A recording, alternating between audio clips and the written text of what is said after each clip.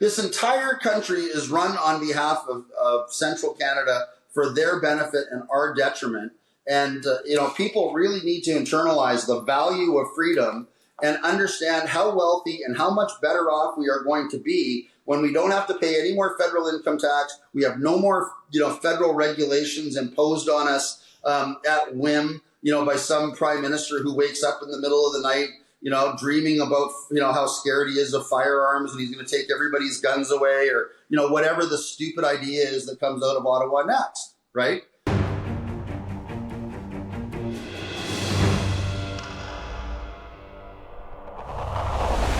I do a lot of American media on this topic because, a lot of the journalists covering this are on the other side, giving a lot of time to Thomas Lukaszuk and not to, the people who are serious thinkers on this issue. And they always start by saying, Canada's Texas wants to leave Canada. And I always have to stop and correct them because I want to put it into context. Texas, just on the oil issue, Texas has about 20 billion barrels of proven reserves. Alberta, between oil sands and conventional, we've got 340 billion barrels of proven reserves and about 1.6 trillion barrels if we can ever figure out how to get the rest of it out of the ground. Our natural gas that's not even including carbonate bitumen. Which right. I understand technology is being developed to release. So you'd almost triple our proven oil reserves once they can release carbonate bitumen. And then let's not forget fast. And let's not forget about the Montney field that was has just been reassessed at 400 trillion cubic feet of natural gas. I mean, hell, we don't even have to export natural gas. We can build a giant cogen plant up near Grand Prairie that could power one of the largest AI and data hubs in the world for 1,000 years or more on the on the amount of gas that's going to be released from the Montney field. So I mean, Alberta doesn't need anybody, to prosper and to go forward. We just need to keep doing what we're doing. Well, and then we have 800 years of clean burning coal under our feet that the feds won't let us use. So when you explain that to Americans in that context, where you say, look, we're so much bigger, we are so much wealthier, we're not even taking into account food and lumber and beef, and the coal we're not allowed to use, just on the oil issue, we are not paid the respect we deserve within Confederation. You look at the respect that is paid to Texas within the United States. I mean, nothing's bigger than Texas, right? But yet in Canada, Albertans were talked down, and we're so much bigger when it comes to economic. Well, land mass, we're almost as big as Texas. Texas is, I think, comparable. It's 200, very comparable. 265,000 square miles. Alberta's like 255,000 square miles. So I think we're only off by about 10,000 square miles. We're twice the size of California.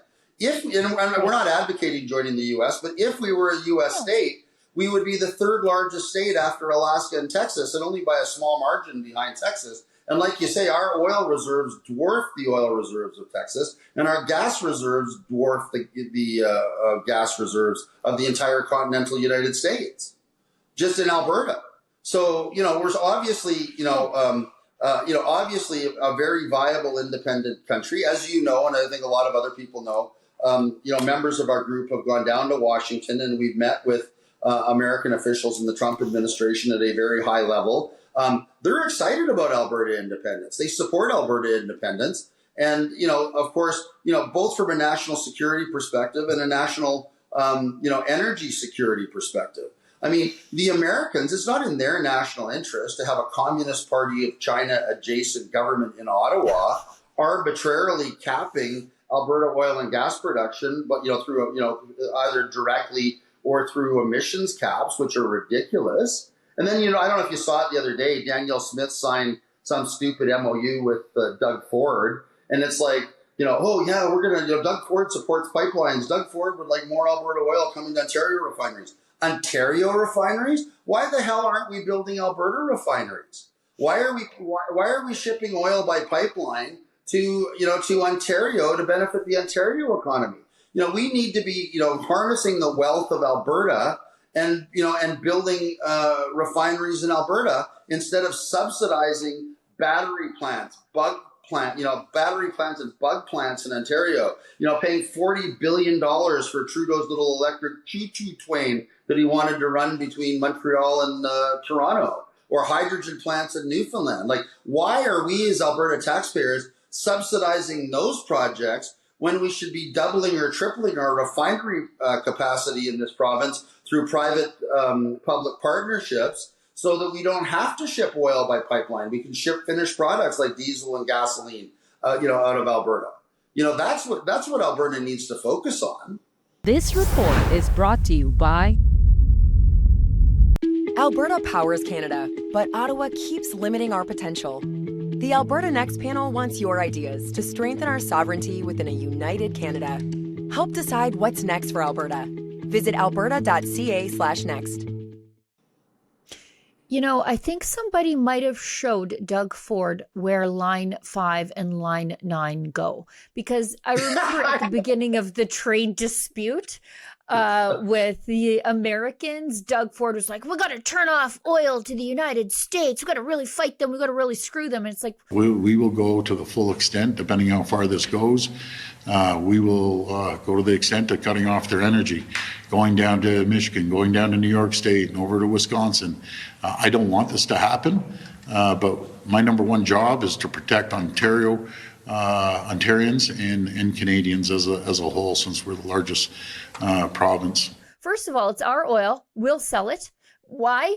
Apparently because the East needs all of our money.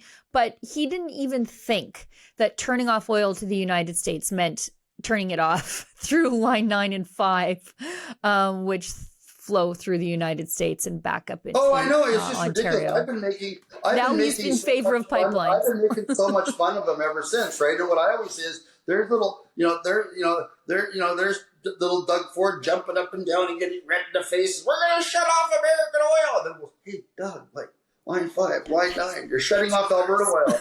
But yeah. So it's like Doug Ford was literally advocating what Ralph Klein was talking about years ago, which is letting the Eastern bastards freeze in the dark. Yeah. And Doug Ford, except he didn't know he was the Eastern bastard. Doug Ford didn't realize he was the guy.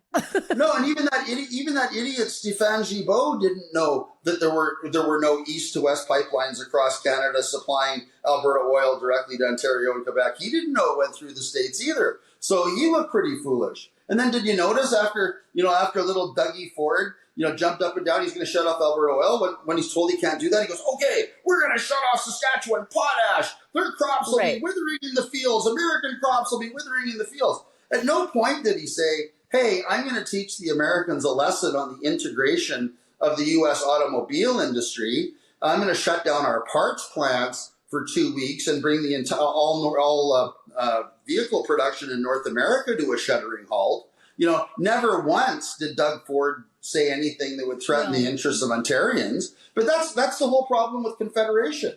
The entire country is run, by the East for the benefit of the East. To the detriment of everybody in Manitoba, Alberta, Saskatchewan, and British Columbia. They treat us like we're a colonized people, and we are colonies that are just meant to send money to them while they tell us what to do. That's been the relationship since the start of Confederation. The Maritimes, right? Senate seats. Nova Scotia, 10 Senate seats. New Brunswick, 10 Senate seats. PEI, 4 Senate seats. Newfoundland, 6 Senate seats. So you take all of the Maritimes combined, they have half of the population of Alberta, but they have 30 Senate seats. So 5 times the Senate seats of Alberta, who only has 6 Senate seats. Think about that, right? Supreme Court of Canada, Ontario has 3, Quebec has 3, Maritimes has 1. The whole West, BC, Alberta, Saskatchewan, and Manitoba have 2 seats on the Supreme Court. So is it any wonder when we go to the Supreme Court on a division of powers issue, we get kicked in the teeth, right? This entire country is run on behalf of Central Canada for their benefit and our detriment.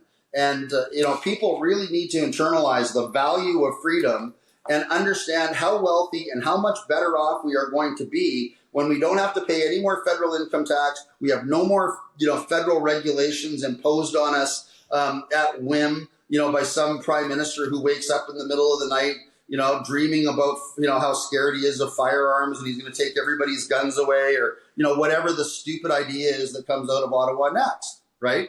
It's just time for everybody to internalize the fact that there is nothing that Danielle Smith can do by memorandum of understanding or agreement, or that Mark Carney can promise Alberta, that is more valuable to Albertans than just getting the hell out of Canada and no longer being subject to federal regulation or federal taxation.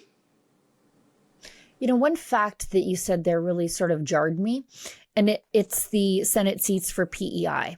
To put that into context, PEI has the population of roughly Sherwood Park and Red Deer combined. No. I just don't have Sherwood Park. I think they have the population of Red Deer. So it's like the equivalent of Red Deer having 4 Senate seats. Well, I have just as of April 1st, 2025, the population of Prince Edward Island is 180,000. I think Sherwood Park is at 80,000 plus the county. And then Red Deer is at 100,000. So I'll defer. Alberta. I'll defer. I just was Googling it out of the corner of my mind. I guess PEI's population has jumped in the last year or two, because last time I looked at PEI, there were less than 150,000 people.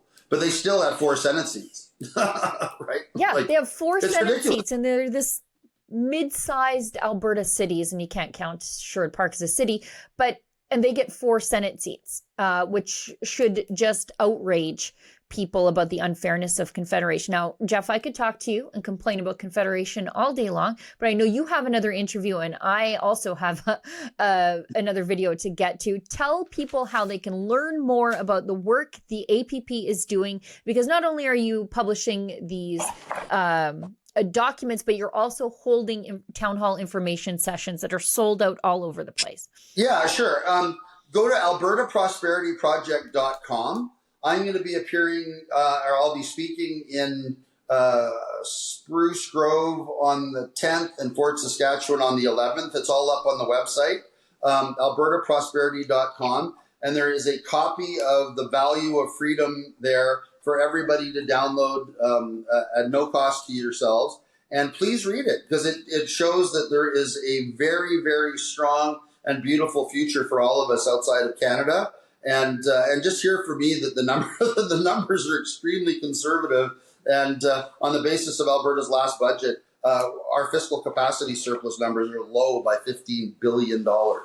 So I'd like everybody to internalize that. And thank you very much for having me on, Sheila. It's always such a pleasure to talk to you, and thank you very much. Jeff, thanks so much for thinking about these things, because, a lot of people are dissatisfied with the state of Confederation, but you're actually providing some answers. And at least then, however the vote falls down, at least then people are well informed when they make their decision. And I think that is an invaluable service that you folks at the Alberta Prosperity Project are providing. Jeff.